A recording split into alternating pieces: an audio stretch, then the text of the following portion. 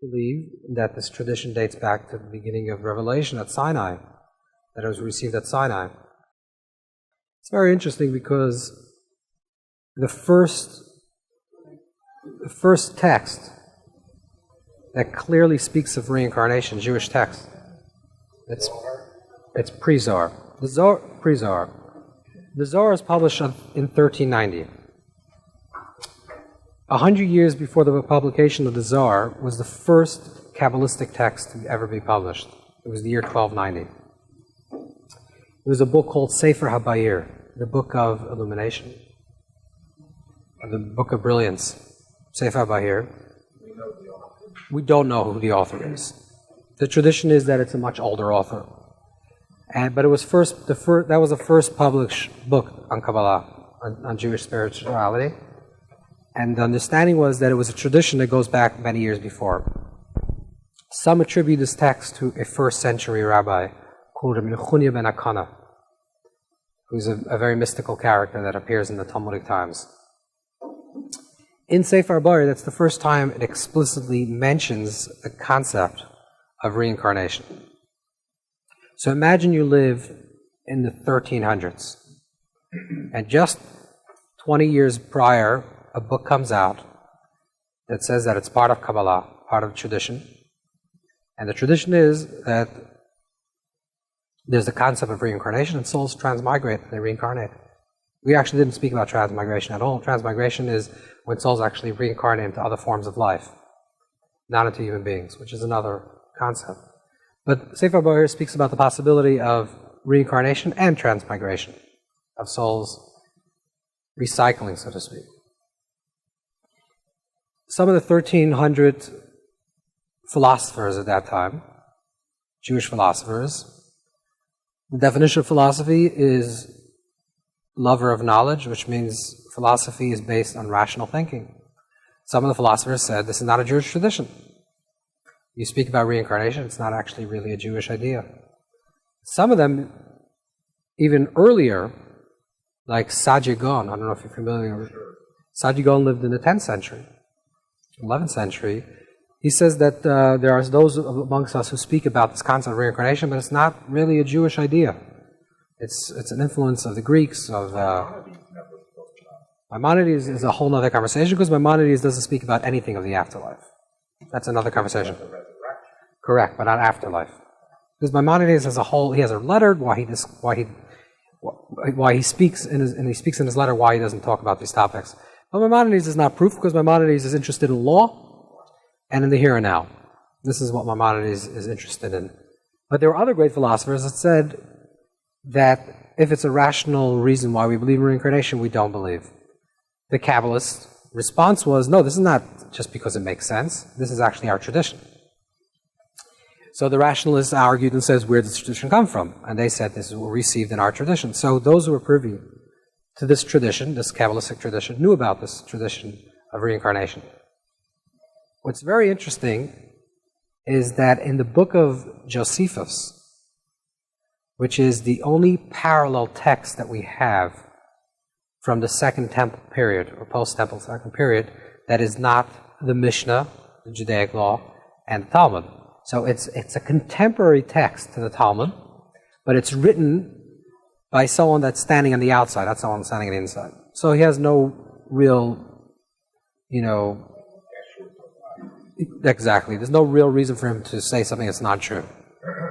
Now, Josephus writes that there are those amongst us, there are different groups of Jews, if you're familiar a little with the Second Temple period, there were the Essenes, there were the Sadducees, there were the Pharisees, there were different groups of Jews. They're all part of the same tribal group, but there were different groups. And he says that there are certain groups of Jews which are the more mystical Jews that believe in reincarnation, speak about reincarnation as the tradition of reincarnation, and they speak about it as something that's part of their tradition, part of their mystical tradition.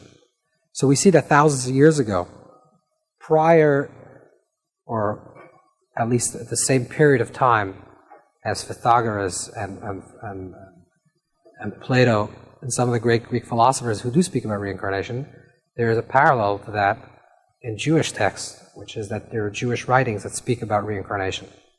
That's what we know that the tradition is actually an authentic tradition. So the word Kabbalah means received tradition. That's what it actually means. It doesn't mean anything mystical. It means received tradition.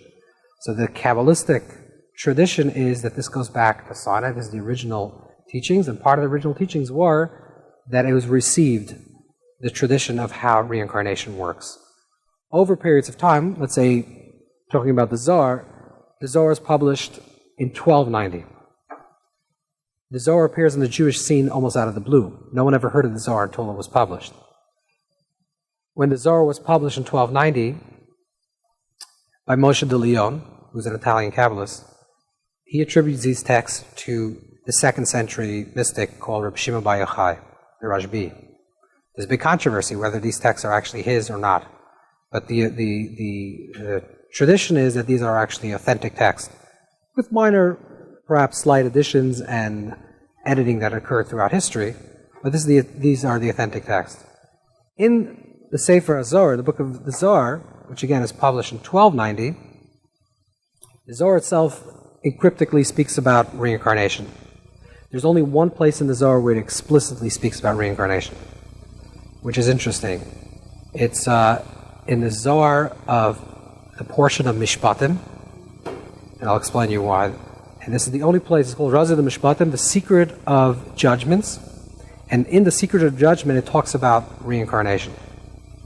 Now, in the Torah law, there's ritual law, which is called chukim, and there's mishpatim, which is rational law. Not to steal is a mishpat. That's a rational law. To keep kosher is a chok, is a ritual law. There's one portion of the Torah that's called mishpatim, which is the civil law, civil rational law. Civil law, you harm someone's cow, how much do you have to pay? Or in contemporary language, you have an accident and you damage someone's car, or what do you do? Isn't that odd? It would be in that. No, this is part of civil law. This is the laws of the civil society. That's correct. It's very weird. That's correct. So this is a very interesting observation. So the only place where the Zohar chooses to talk about reincarnation is when it talks about civil law. Why? This is very interesting. Because it appears from a deeper reading of text that we spoke about reincarnation this afternoon, where souls reincarnate, and generally the souls that reincarnate for new purposes, for a new tikkun. Past life was perfect, the soul reaches perfection, now goes on to another body, and now it's reaching its perfection. And every subsequent life, the soul is reaching another perfection. Okay, so that's what you're thinking is mostly incorrect. Only the part that needs to correct it. Okay, so let's think about this concept a second. There is an unusual form of reincarnation, which is when the entire consciousness of the person. See, most forms of reincarnation, the consciousness of self, which is the memory, the personality of self, doesn't actually reincarnate into the next form. It's only the parts of self that weren't articulated, that weren't expressed, that now have to come back into another form of life. So it can express itself. There's a situation where the actual consciousness of the person returns to this world with memory, perhaps, and that is in two scenarios. Either this could be into another form of life, which we have to talk about, not into another human being, or if there was some type of violation that is monetary. Let's say somebody steals money from somebody, God forbid, takes money from somebody. For everything in the world, spiritual cleansing works. Like we said, the editing.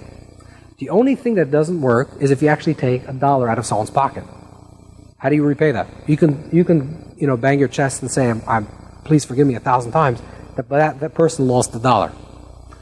So here's a very interesting situation where a person has to come down to a body. It already achieves its tikkun, and the only reason why it comes back into another form of life, again, to another cycle, is to return that $1. Let me give you a little short story about this. The Baal Shem Tov, the great mystical master, had a student called DovBer. You know what I picked up. His student, DovBer, was called the Maggid of Mezrich. And the Maggid, when he was a younger man, was studying the Zohar, the portion of Mishpatim. And he came across this passage of the Zohar that talks about reincarnation. So he goes over to his teacher, the Baal Shem Tov, and says, "Could you explain me what this means?" The Baal Shem Tov says, "I will not explain you verbally, but I'll show you what it means. Today, or let's say tomorrow, I want you to journey out of town, into the outskirts of town, and sit by a particular tree, and just observe what you see. Don't do anything, don't mix in, just observe." Okay. Next morning he wakes up, and he goes to the outskirts of the city, and he's sitting in this field, and he sits down under a tree, and he's observing. And he's sitting there for a few moments. A person walks by, apparently a wealthy person, dressed well, and he has a big stash of coins and gold, and he lies down to sleep. And he's watching this person sleep. He takes his nap. It's an hour later. The person gets up and walks away. And he realizes that the stash of money and coins and gold is left in the place where he was resting. But he's told not to say anything, just to observe. So he was observing, he watches. The guy leaves. That's person number one. Person number two walks by, goes to sleep, lies down, wakes up, looks around and sees a big stash of gold, coins. He turns around, he screams, "Is anyone here? Anyone lose this money?" There's no one there. The student DovBer is sitting on the side and watching. He looks in the bag to see if there's any indication who owns it. It's just generic Chanel. He can't tell. So what does he do? He picks up the bag and walks away. Person number three walks by. Sees the same place to rest. It's a very nice place to rest. Lies down. Takes a nap. Meanwhile, person number one is, let's say, 10 miles into his journey. Touches himself. Realizes, wait a second, I'm missing my bag. Goes back to the tree to find his bag. He sees a guy sleeping there. He wakes the guy up. Says, "Where's my bag of gold?" He says, "I don't know what you're talking about. I'm lying here. There's no bag of gold." He says, "You're a thief. You're hiding the bag of gold. You probably dug it into the ground. You put it aside. Give me my bag of gold." "I don't have your bag of gold." They start fighting with each other, and person number one beats person number three. At this point, the Maggid is completely puzzled. Nightfall comes and he realizes the story is over and it's time for him to go back to his teacher. So he goes back to the Baal Shem Tov and tells the Baal Shem Tov, "Okay, I saw a very interesting story, but what does it mean?" The Baal Shem Tov said like this: person number one and person number two were in an argument in their past life. Person number one and person number two, they did business together. It turns out that person number one was a clever man, and he cheated his partner for a lot of money. That's person number two. So when they came up after 120, they said that part of their soul process of tikkun would be to go back down. Person number one will become a wealthy man, will have a lot of money. Person number two will receive all the money that he needs from person number one. That's what you had. He lost his money, and he picked up the money that belonged to him. So the Maggid said, "And who's person number three that got beat up?" He said, "That was the judge that they went in front of, who was corrupted and ruled like person number one instead of person number two." So they all had to reincarnate to perfect something on a civil level. This is the laws of mishpatim. On a spiritual level, again, spiritual damage can be undone on a spiritual level. Emotional hurt, it all could be forgiven. The one thing that can be forgiven, if you did forgive. Of course, if you do tshuva, everything is repaired. But if you don't, this is something that a person may have to reincarnate. There's another extreme example of this, which is the opposite, which is when a person will reincarnate into another form of life. When a human being reincarnates into another form of life, the totality of that human being actually reincarnates, which means the full memory of that person is entrapped in this particular consciousness. It could be an animal, it could be a stone, it could be a leaf. Everything in this world has a soul. Everything. The most simple definition of soul is movement. The quality of movement. Definition of physicality is the absence of movement. The definition of spirituality is animating the inanimate, animating the non-movement. Take it, for example, a human being has movement, expands, grows, for different stages of life, sometimes vertically, sometimes horizontally, but constantly growing back and forth. And then an animal has life and expanding and moving. A tree has movement, and a stone has movement. The difference between a stone and a human being is observation. We see more movement in a human being than a stone. But if you look under a microscope and you look at a stone, you'll see that a stone is also created with a lot of movement. The molecules, everything is moving around. And most of it is empty space. So because we call something inanimate is because we don't observe its movement. Something that's more complex, which means a higher form of life, has more movement. A vegetable, for example, or a tree, moves in its place of growth. Wherever it's rooted in the ground, that's where it grows. An animal has a higher evolved consciousness, which is not only does it expand vertically and horizontally in its place of its growth, but it can actually physically move out of its location. The human being has the highest form of movement because not only can we physically move out of our place, but we can also understand other people. We can actually enter into another person. I mean this on a psychological level. If we can sympathize with somebody and empathize with another person, we can enter into their shoes and feel how they're feeling or how they're understanding. That means that there's movement, a psychological movement, that I am moving into your space and you're moving into my space. That's why in Hebrew, the definition of the human being, it's very interesting that how do you define the human being? There's so many ways that psychologists, philosophers throughout the ages have defined what is the definition of human. Human is a rational being, a social being. What is the definition of the human being? And according to classic Jewish philosophy, the definition, a speaking being. Because communication means that I can understand you, you can understand me. I can enter into your place. Animals have feeling. And animals, you can see, have sympathy for each other. If you see sometimes even an elephant mourns, you can see this physically, the expression of animals' emotions. But they don't have communication skills so far, at least the way we know it. You know, that. And the concept of communication is that we enter into another person's space. If you can explain me how you're feeling, really, what's going on in your life, then I can enter into your place and I can explain you how I am feeling. And that's the beginning of civilization. The beginning of human civilization is the beginning of speech. When speech occurs, that's when civilization occurs. Correct. Well, if you just have thinking without speech, it wouldn't create a civilization because every person would think independently. The only way we create a civilization is when one person thinks, another person helps them think. One person's thinking, one person's an engineer, one person's a builder, so they're able to think with each other how to build a building. This is the way creativity occurs, through communication. So it's possible for a human being to be entrapped in another form of life.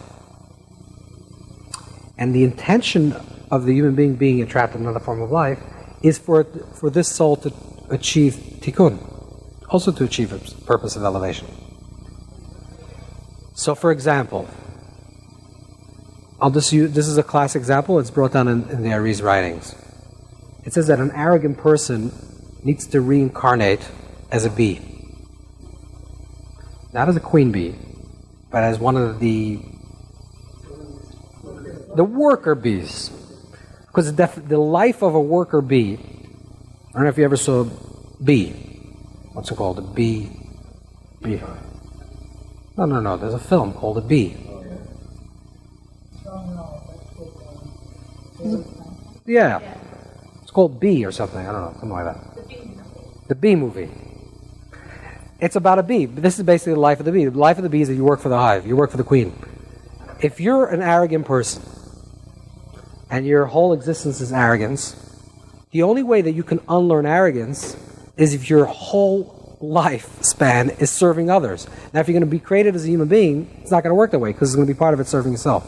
So you have to enter into a consciousness of an animal that only serves the queen. Now, it's only for a certain period of time. You don't actually become the soul of the bee. The bee doesn't have a human consciousness, and the bee doesn't have memory. The bee doesn't have dialogue, it doesn't speak.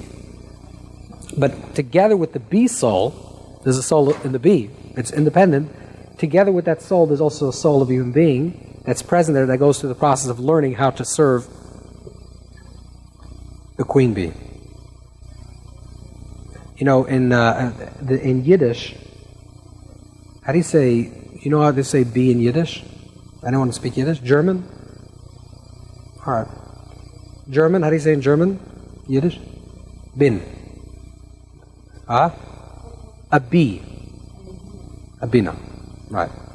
So in Yiddish it's called a bin. Okay? Now a bee is a bin.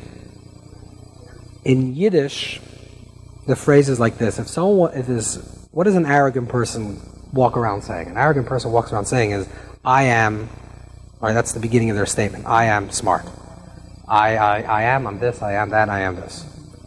Now in Yiddish, if you speak Yiddish, the way you would say it is, Ich is I, bin am, Ich bin klug, I am smart. Ich bin stark, I'm strong. Now you take the word Ich bin, it means I am, but it can also mean I be. So the Pinchas Karatzer once said that that's why you reincarnate into a bee, because you become what you constantly say you are. So if you walk around saying, I'm a bee, I'm a bee, I'm a bee, yeah, they're becoming a bee. But that's obviously a light interpretation of something that's a spiritual understanding of unlearning processes. And this is also to do with all forms of life.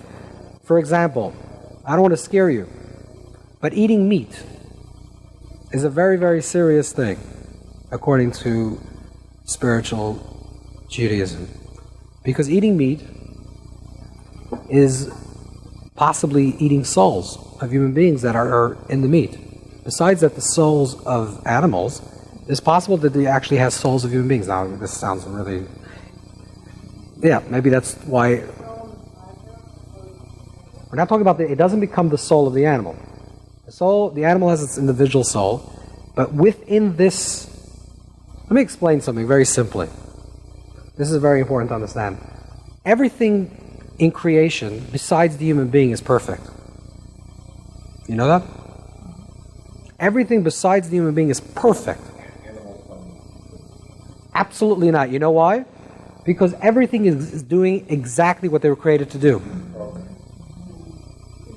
It's instinct. A lion that hunts is not being a bad lion. It's not being a good lion when it doesn't hunt. It's being itself. A lion doesn't have choice. A lion doesn't say, you know what, today I'm not going to hunt. Today I'm going to take a vacation, and smoke cigars. A lion hunts for a living. That's the way it lives. So everything in creation, a tree, an animal, a plant, the stone, everything is perfect. So nothing needs tikkun. The only thing that needs tikkun is the human being. So when the human being consciousness, which needs tikkun, we need some type of perfection, some type of elevation, enters into another consciousness, be it a stone or an animal, for a certain period of time, let's say a month, 2 months, whatever the period of time is, when it exists there, it's doing exactly what it should be doing, and that's part of its tikkun. So either it goes through that process, either it lives for the certain periods of time, and there's certain months and certain different time zones and time periods, how long souls reincarnate in different elements of creation. Either it does that, or if this animal was slaughtered correctly and then became meat that you're going to eat, and the soul still need to be there, let's say, for a month, and on this 15th day it was slaughtered, the soul still exists within the meat. Now there's something very interesting occurring, because now the animal is no longer alive. But this soul is not yet perfect. It was meant to be in this animal for 30 days. That's the way it reaches perfection. Now it becomes your responsibility to eat that food with proper intention, with a blessing, with a proper intention, and that's the way you'll elevate the soul that exists within this food. If you don't do that, what you're really doing is you're bringing negative energy into yourself. Did you ever have a meal, not because you overate, just a regular meal, and you feel really sick, not because you're food poisoned, but something doesn't feel right, spiritually something feels constricted, you don't feel expansive, something is wrong. This is possible, yeah, it's possible because you have high cholesterol or whatever, but it's also possible that this has to do with a spiritual truth, which is that you are what you eat, and you just brought into yourself a consciousness that hasn't yet been elevated, and it's still waiting for its elevation. So if you do this properly, then you elevate the consciousness and you've done a big mitzvah, you've actually done a great kindness. But if you haven't, the reverse occurs and you're actually taking in negative energy. All foods. Everything. Goes with all foods. But specifically when it becomes more dense, which means not a vegetable but an animal, and not a chicken but a meat, it becomes more serious souls. They need more serious tikkunim are entered into into that form of life. So therefore, in the Talmud, it's not even in the Zohar. The Talmud says a person should eat meat. Only a person that's a scholar and someone that's really understands what they're doing and someone that's really gets it, or to at least when you eat meat, do it seriously. Now fish is an interesting animal because fish, it says it's the souls of the righteous. We talk about souls at tzaddikim. We talked about before that there are souls that are perfect, relatively perfect. They wrote a good story, and everything is written as almost perfect. But there's a slight little damage that maybe they didn't perfect. What happens to this soul? It's possible this soul will have to come down to a very short process of reincarnation into another form of life, and it will go through all the stages of death as well through the animal, and that's the way it reaches its tikkun. So the souls of very righteous people, it says, reincarnate into fish. That's why there's also a tradition that very righteous people like fish. Big tzaddikim like fish. And fish is a very important food. Because fish, halachically, does not need to go through the same process of slaughter like an animal. And the reason for that is because fish represents a being that's a higher form of life. And because of that, only very special souls reincarnate into fish. So it's also fish, but it's also with any animal. Again, but if you eat something and you have zero intention. There was one story, this is a little bit off, but the Kotzker Rebbe once saw one of his students eating fish. He's very involved, he's eating fish.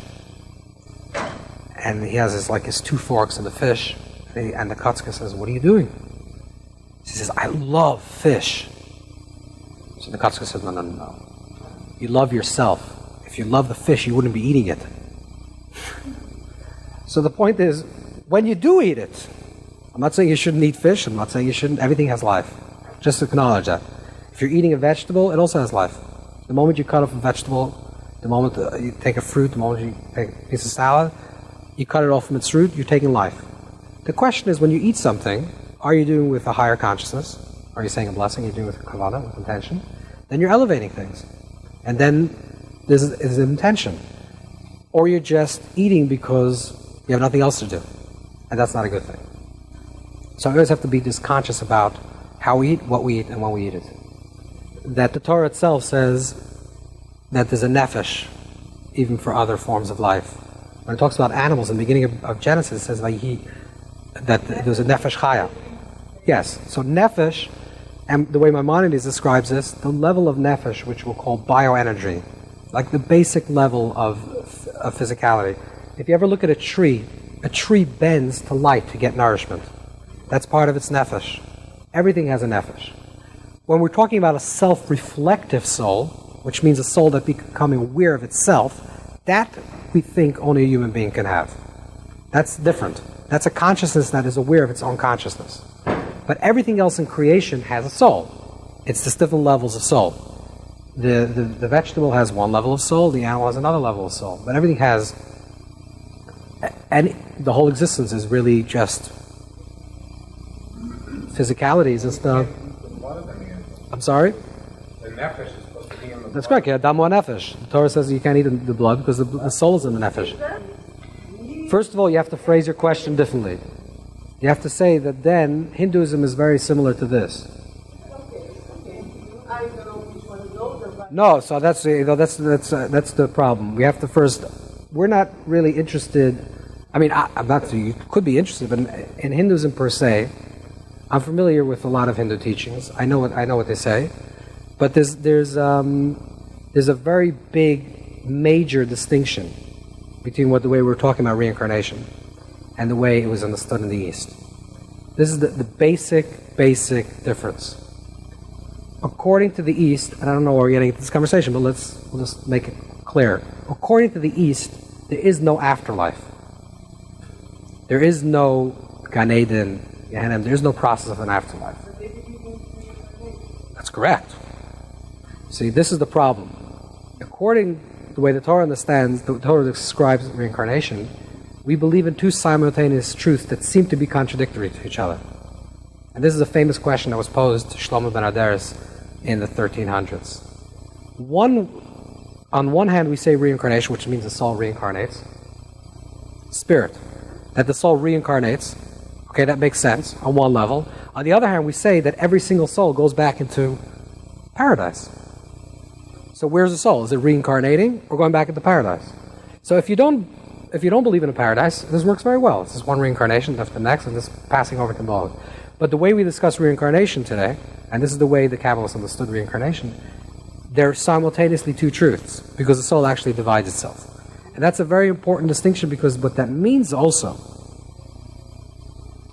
there's an image of a slot in a window. This is a very famous Eastern image.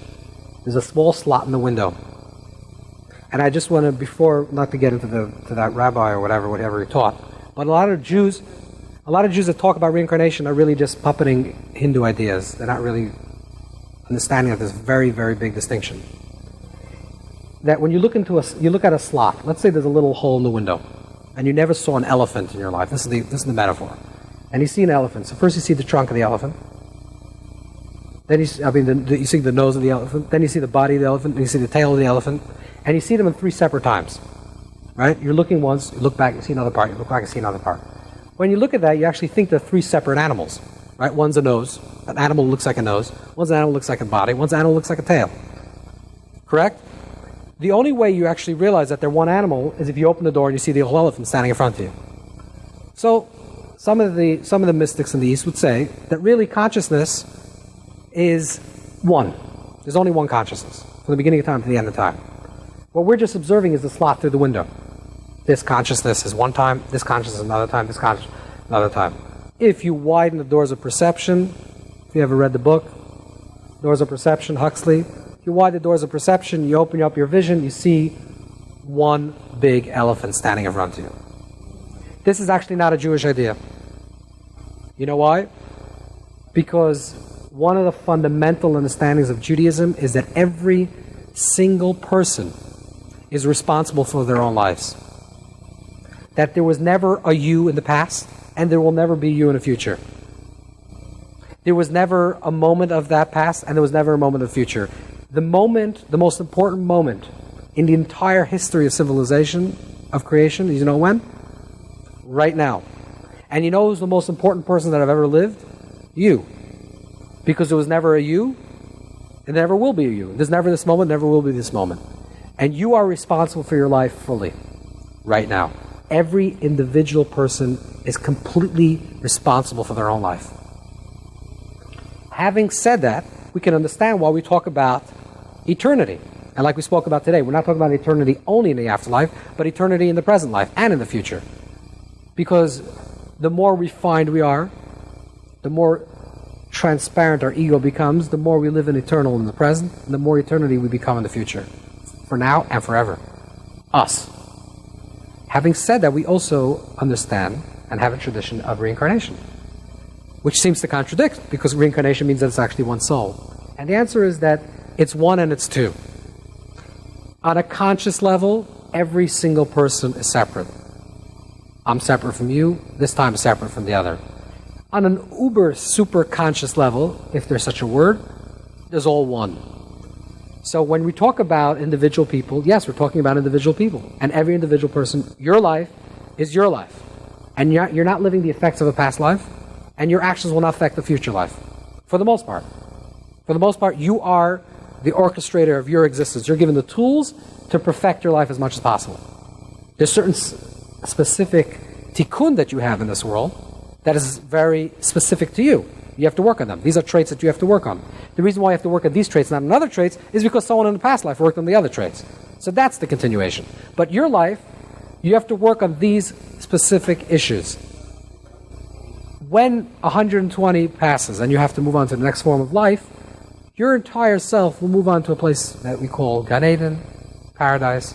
Individual memory will become part of the collective memory, and parts of your deeper superconscious self that were never manifest in this world will come down and reincarnate into another body. So there is a connection. Your first part of the question is memory in the body. Let's talk about the first two parts. Memory in the body, that's correct. In fact, I would say that within the next few years, we're probably going to understand that memory is not only distributed in the heart or the brain, I think memory is distributed throughout the entire body. I think if you, at the top of your fingernail actually contains memory of your childhood. And maybe there's a reason why you're twitching a certain way has to do with the reaction of trauma. And I think the body, everything is the body is, the way we're moving towards scientifically is the spiritual way we're going to move in that direction is to oneness, is to unity. That's that's Mashiach, right? We're going to move to that place where we're going to have the holy grail of science is the unified theory of everything. The unified theory of everything, which is quantum mechanics and relativity in one, is really the movement into the understanding that there's only one. And this is the image of the Zohar where the lower and the higher and lower wisdoms merge. The higher and lower wisdoms merge means the science and the spirituality come together as one. There's been some people that have written some books about this, especially in the 60s, like the Tao of Physics, and other people have written like Dancing Masters, whatever. Some people have written about this topic, about how physics is moving in the direction to understanding of the spiritual. Which what I suggest is what it's really saying is that eventually we're going to understand that there is only one. There's only one. That one we call God, and that's the container that contains everything. And of course, God is also transcendent. But God in the immanence is the God of one. And we're going to move to that direction where we start recognizing the one. Before we divided the body into separation, the brain has this memory, that has that memory. Now we say it's a holographic image. Now we're saying that there's traces of memory in the heart. So we're going to say there's traces of memory in the entire body. I think that's absolutely true. That's the direction that we're moving towards. That's issue number one. Issue number two with regards to Mozart. With regards to physical talents, this could be argued. I mean, there's a lot of literature that's been written about people like Mozart, whether they really have talent or it's really a lot of practice. Malcolm Gladwell wrote a few books about this. It's a whole conversation, whether this is really true. Let's assume that it's actually a real phenomenon, that there are kids that are born this way. The Zohar actually speaks about this. The Zohar talks about, on a spiritual level, the Zohar talks about a Yenuka. A Yenuka literally means an infant that still needs its mother's breast. He or she needs his mother's breast. A suckling. I don't know if that's the right word, but that's Yenuka. It talks about a spiritual Yenuka. A spiritual Yenuka is a child that from the moment that they're born, they actually retain memory of their entire past life. Let's say this child in a past life was a great musician. This child is born and knows music innately. Or we actually have this on another level. There was cases where serious scientific studies that were done with children from a very small age speak different dialects. That's correct. Ian Stevenson and 20 Cases of Suggested Reincarnation. There's a lot of books that were written on this topic where there are little kids that actually speak different dialects. These are phenomenons that are not usual. The reason why they're not usual because it's not the normal case of reincarnation. There's a possibility of reincarnation which we didn't talk about at all yet, which is when a full consciousness of a past person enters into a body with full memory. Why does it do this? There are basically two reasons. We're going to talk about the positive. It can mostly be for the negative. The positive is, it's possible that, let's imagine these 5 souls in a past life. Each one works on a tikkun. Let's say the soul on the thumb is the musician. They all worked on their tikkun, they articulated their positive, they overcame the negative completely. They did a good job. Now they come back into another form of life. I'm sorry, into another, they reincarnate. 4 of them reincarnate. This soul already went through its process, it doesn't have to come back down.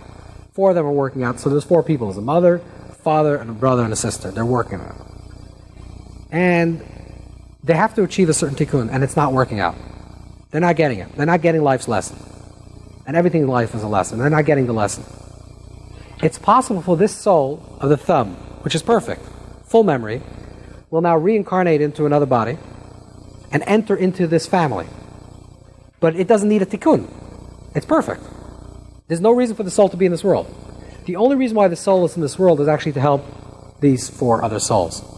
When that occurs, this soul retains full memory of its past life, because it actually is the same consciousness of past life. It's like the story ended on page 120, and then there was a decision that says, you know what, we're going to add another 100 pages. So we're going to put the same blue book with the same story and move it into person number 2. And this person is continuing on page 121. So they're going to have all 120 pages already written. That's called a Yenuka. That's a child from a very young age retains a spiritual quality from a past life. And it can also mean in terms of talents or memory. Speaking another language, playing an instrument. It's possible for that crossover. Is that person, is he aware? He should be aware. Yes, that's correct. Of course. They actually remember being in a past life. These people, these kids, I'm not saying Mozart, because Mozart I said is debatable, but these kids that speak other dialects at a very young age actually remember their past lives. They remember even how they were raised, and they remember their parents. They remember their past lives. That's correct. So that's an unusual phenomenon. There is a more prevalent or more phenomenon that actually occurs more often, which is a sad situation, but something that we can actually learn from, which is a soul that's already perfect may come down to this world into an imperfect body. Remember, this soul doesn't need a perfect body. It doesn't need anything. It doesn't need to be here. And the only reason why the soul comes down to the body is to actually help these other souls reach their tikkun. So what's the body it chooses? It's possible that the soul will enter into a fetus at birth or at conception, and this fetus will never become a healthy human being, and they may pass away at a very young age, and they may not think, maybe they're mentally retarded, or maybe they don't have a full capacity, maybe they can't speak, maybe they're crippled, maybe God forbid they have like a terrible illness, and that's what they're born with. But this child, when you look at this child, you say, why is this child in this world? It can't speak. It can't. Now, of course, if there's a child could express, then we can say it's part of their own tikkun. But this child has nothing. It appears to the superficial eye that there's no reason why this child is here. It's just suffering. And the answer is that this child is really the most holy soul in the world, because this child is not here like any other person. 99% of people over here in the universe, the reason why they're here is for their own purpose. They're working on their own thing. This soul chooses to come down to this world, not for its own purpose, completely selfless, to help the souls that it is associated with. The parents, the siblings, whatever it is, to learn something, to grow, to help them, to do something, but not for its own purpose. And that's why there was a tradition, even with Down syndrome kids, when some great teachers, some great rabbis, when a Down syndrome kid would walk into the room, would stand up. And they would say, this is like the greatest teacher in the world. This is the soul of the greatest righteous person. You know, everyone else in life is still working on their perfection. This is a soul that's already perfect. And this is an important understanding to at least get a glimpse of what's going on. So sometimes you don't see anything deeper. We're just seeing the superficial. But on the deeper level, there's always something. There's always a reason, and there's a spiritual reason why these souls come down into this world. They say autistic souls have higher. It could be autistic. Autistic is also an example of that. Let's take questions that people didn't ask yet. So in case someone else asks a question and didn't ask. Yeah. Nefesh? Very loosely, we can use these words interchangeably, but they're actually distinctions. And in English, they're arbitrary translations. So nefesh would be spirit, and neshama would be soul. But that's not really what we mean. Nefesh means, the best word we'll use for nefesh would be your ego. Survival. The part of self that makes you, that ensures that you survive. The part of self that when you're hungry, make sure that you eat. When you're tired, make sure that you go to sleep. That's the preservation of the body. So an animal has a nefesh, right? Animals hunt when they're hungry. And a tree has a nefesh. And a tree bends to light when it's hungry. Or to water. Everything has a level of nefesh. Ruach is already spirit. Ruach is wind, spirit, is already an emotional consciousness, which is to empathize. We'll do it better. Imagine a child. 3 developments in a child. A person works from nefesh, ruach, to neshama. When a person becomes bar mitzvah, or bat mitzvah, we say the person becomes mature. What actually happens? What's maturity? Well, that's a better question. What is maturity? Children are terribly selfish. Terribly. A little child, 6-month-old baby, only thinks about itself. Cries in the middle of the night to be fed. Doesn't care if it's 3 o'clock in the morning, the mother hasn't slept the whole night. Doesn't ask such questions. It just needs its own survival. Which is, it's healthy. If God forbid a child wouldn't be this way, the child wouldn't survive. But the child has to cry when it's hungry, cry when it has something in need. And it always does. Thank God. It always cries. That's the nefesh level. That's the basic ingredient of survival. Sadly, there are people that are 100 years old that only still function on a level of nefesh. They're as selfish as a 2-year-old child. I mean, we know this. The toys has changed.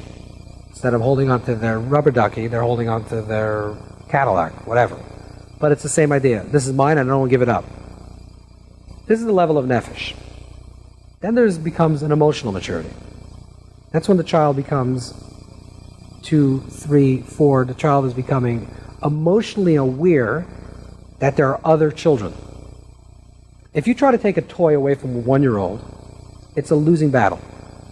It's a losing battle. You can't take a toy from a 1-year-old, or else you distract them and steal the toy. But if you tell them, little Chaim, I need to take the toy and give it to your friend, no luck. The kid is not giving up his toy. But when the kid becomes a little bit more mature, let's say 3 years old, you can explain to him, they're just like you want the toy, he also wants the toy. So maybe we can share. Maybe we can do an exchange. You get his toy, she gets your toy, right? That's all of a sudden the person is evolving to the level of ruach, which is emotional intelligence, an awareness of an other on an emotional level. So first you have nefesh, which is selfish. Then you have a little bit ruach, which is more selfless. Then a person becomes mature. That's neshama. Neshama means intellectually mature. What does intellectually mature mean? It's not only do you feel another person, but you can actually understand why they feel that way. I know when I'm 2 years old that you want to share the toy. And I feel for you, so therefore I feel that you're sad, so I want to give you the toy. But I can't really make you happy. The only thing I can do is give you the toy. But when you see someone, and you're a mature person, and you see someone sad, it's not only you just responding to their sadness, but you can actually know what's bothering them. And you can fix it. Because you can enter into the other person's space. You can think about what is really bothering them. I know this is the way they're expressing that they're hurt, but what's really going on? You see someone sad, maybe they're mourning, maybe they're, so you understand that. That's already a fuller level of maturity. That's called neshama. So in life, we actually work from nefesh, which is selfish, to ruach, which is more selfless, to neshama, which is more selfless. And then we reach higher levels, which is chaya and yechida. These are very high levels of soul, where a person becomes really transparent of ego and completely selfless. That's correct. That's correct. So nefesh we share with everything else. Ruach we share with animals. Neshama is what the human being's quality. What is the difference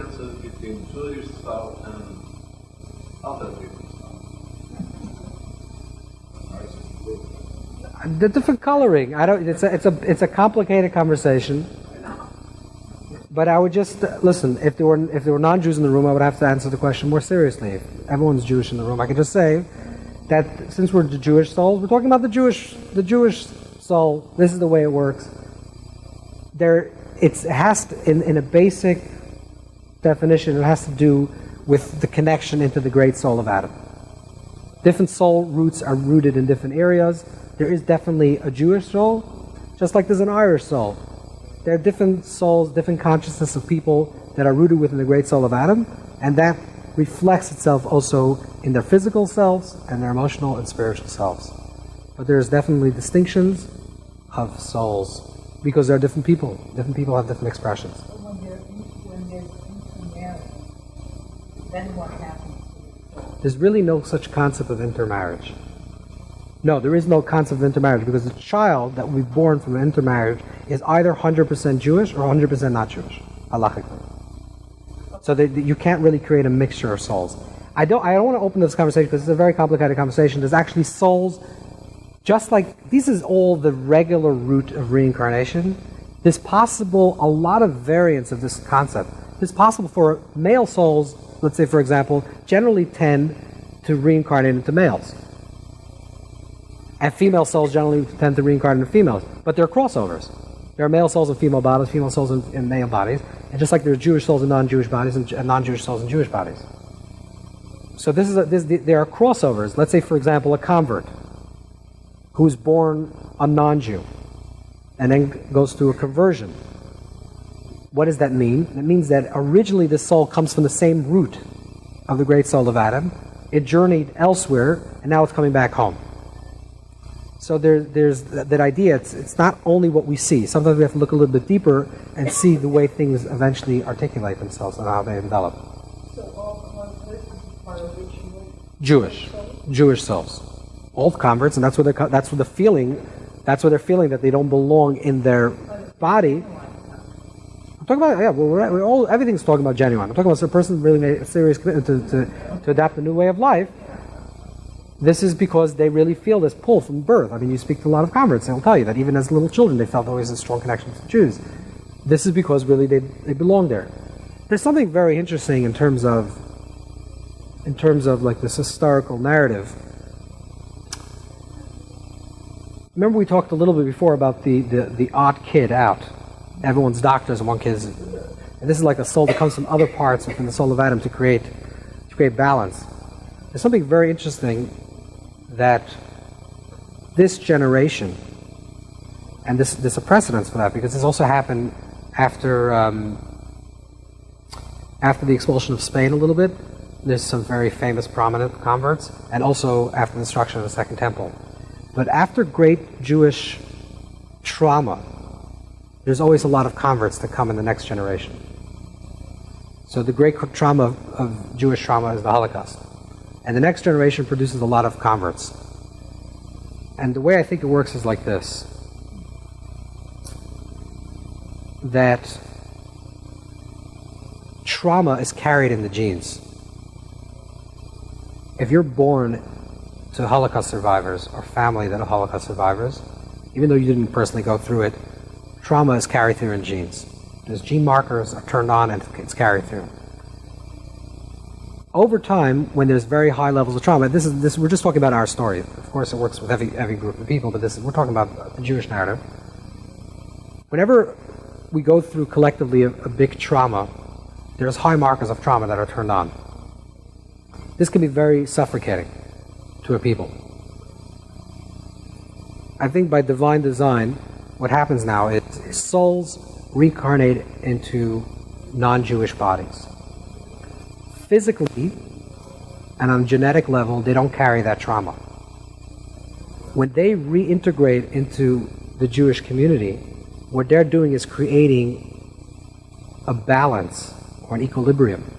They're balancing out the energy that from the non-trauma and the trauma so it can balance into a healthy place. That's why serious non-converts are very happy to become Jewish. A lot of Jews are not too happy about being Jewish. So this actually balances that energy.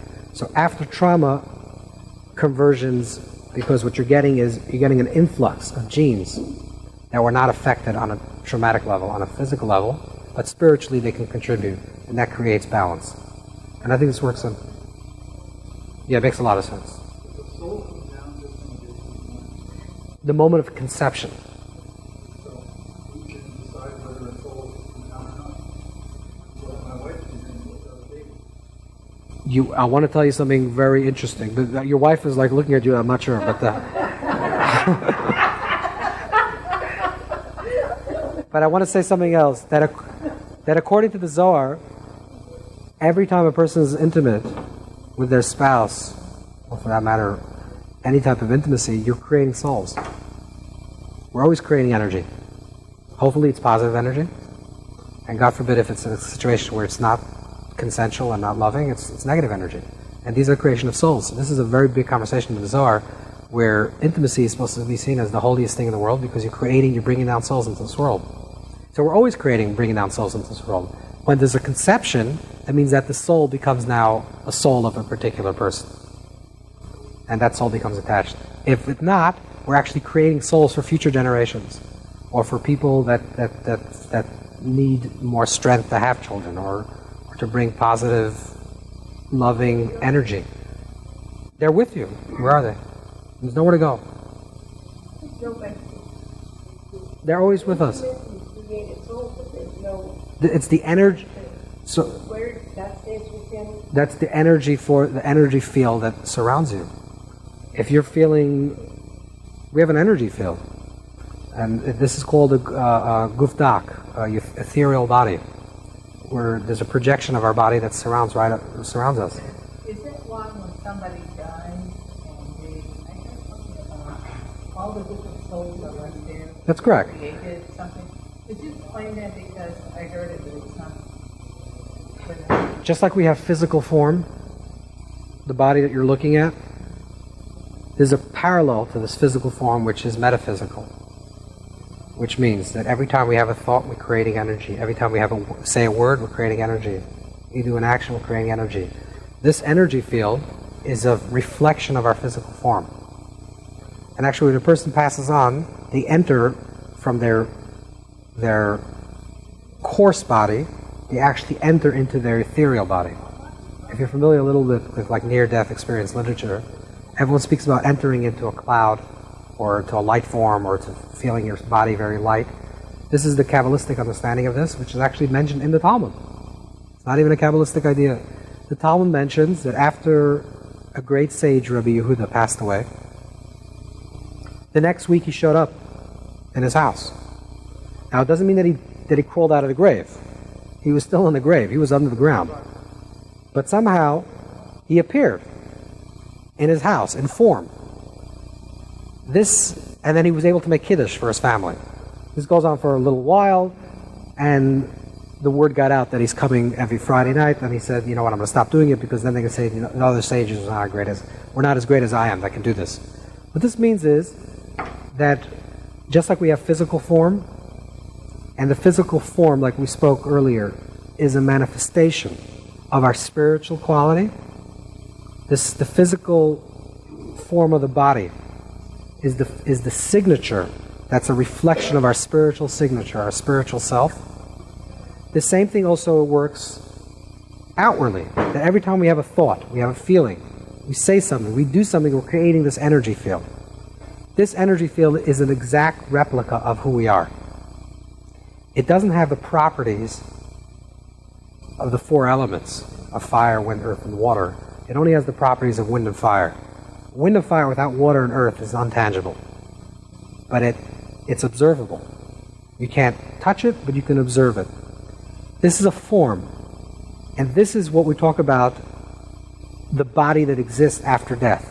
We're not actually talking about the physical body. The physical body, after it passes on, lays in the ground and eventually just becomes mineral and becomes someone else's body. How long can you connect with like relatives? Usually up to 40 years. I don't want to get into this whole process, but generally souls remain aware of what's going on in this world through a small part of the body that actually remains in this world, that doesn't disintegrate. It's called a luzbon. There's a part of the body that doesn't disintegrate.